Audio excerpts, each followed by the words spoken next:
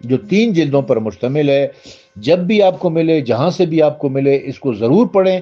جب آپ اس کتاب کو پڑھیں گے تو آپ پر یہ حقیقت آشکارا ہو جائے گی کہ یہ جھوٹ ہے، یہ جال کی گئی روایت ہے۔ عبداللہ بن سبا نامی کوئی شخص وجود ہی نہیں رکھتا تھا۔ اس کتاب کے مؤلف یعنی علامہ سید مرتضی عسکری نے لکھا ہے کہ 12 صدیاں گزر گئی ہیں کہ مورخین عبداللہ بن سبا کے افسانے کو لکھتے چلے آ رہے ہیں۔ جتنا بھی وقت گزرتا جا رہا ہے اس افسانے کو زیادہ سے زیادہ شہرت ملتی جا رہی ہے، یہاں تک کہ آج بہت کم ایسے قلمکار دکھائی دیتے ہیں جنہوں نے اصحاب کے بارے میں قلم فرسائی کی ہو اور اپنی تحریرات میں اس افسانے کو لکھنا بھول گئے ہوں۔ بے شک گزشتہ اور موجودہ قلمکاروں میں یہ فرق ہے کہ قدیمی مؤلفین نے اس افسانے کو حدیث اور روایت کے روپ میں لکھا ہے اور اس افسانے کو اپنی گڑھی ہوئی روایتوں کی صورت میں بیان کیا ہے، جبکہ معاصر مؤلفین نے اس کو علمی اور تحقیقی رنگ سے مزین کیا ہے۔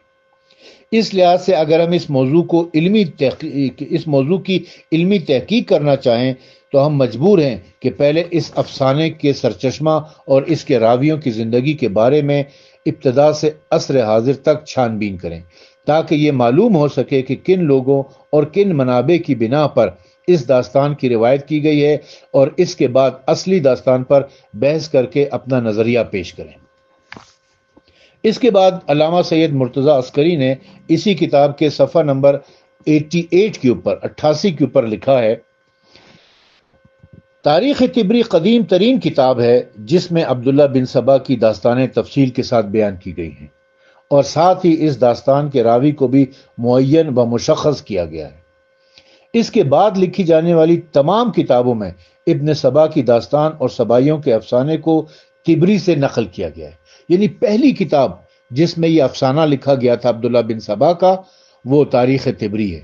اس کے بعد جتنے بھی مصنفین آئے ہیں انہوں نے مکھی پر مکھی ماری ہے اور تاریخ طبری کی روایات کو آگے نقل کرنا شروع کر دیا ہے، نمک مرچ لگا کے۔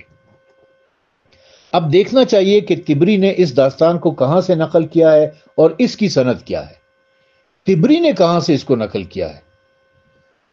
ابو جعفر محمد بن جریر طبری عاملی، جس کی وفات 310 ہجری میں ہوئی ہے، نے سبائیوں کی داستان کو اپنی کتاب تاریخ الامم والملوک، جو کہ تاریخ طبری کے نام سے مشہور ہے، میں صرف سیف بن عمر تمیمی کوفی سے نقل کیا ہے۔ وہ 30 ہجری کے حوادث سے مربوط حصے میں اس طرح لکھتا ہے، یعنی تاریخ طبری کا جو مصنف ہے محمد بن جریر الطبری، اس نے اس افسانے کو سیف بن عمر سے نقل کیا ہے۔ لکھا کیا ہے اس نے؟ لکھا ہے کہ اس سال یعنی 30 ہجری میں حضرت ابو ذر غفاری رضی اللہ تعالیٰ عنہ کی معاویہ کے ساتھ داستان اور معاویہ کا ابو ذر رضی اللہ تعالیٰ عنہ کو شام سے مدینے بھیجنے کا واقعہ پیش آیا۔ اس سلسلے میں بہت سے واقعات نقل کیے گئے ہیں، انہیں بیان کرنے کا تو دل نہیں چاہتا، لیکن ان معاملات میں معاویہ کے لیے عذر پیش کرنے والوں نے اس موضوع پر اس کی داستان نقل کی ہے۔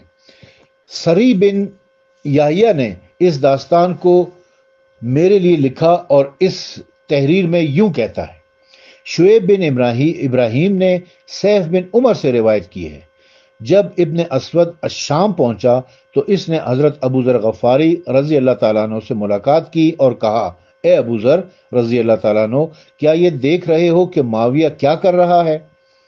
اس کے بعد طبری ابن سبا کی داستان کو صرف سیف سے نقل کرتا ہے اور ابو ذر غفاری رضی اللہ تعالیٰ عنہ کے حالات کی تفصیلات کو مندرجہ ذیل جملوں کے ذریعے خاتمہ بخشتا ہے۔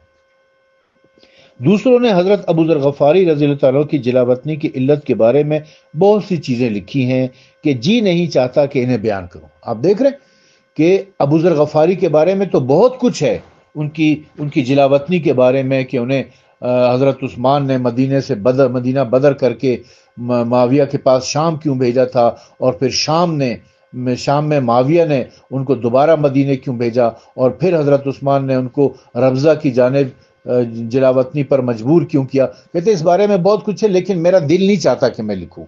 یہ علمی خیانت نہیں ہے، آپ کو حق اور سچ لکھنا چاہیے تھا جو کچھ بھی ہے۔ بہرحال مزید لکھتے ہیں کہ جب 30 ہجری سے 36 ہجری کے حوادث لکھنے پر پہنچا تو عثمان کے قتل اور جنگ جمل کے ضمن میں سبائیوں کی داستان کو سیف سے نقل کرتا ہے، سیف کے علاوہ کسی اور سند کا ذکر نہیں کرتا۔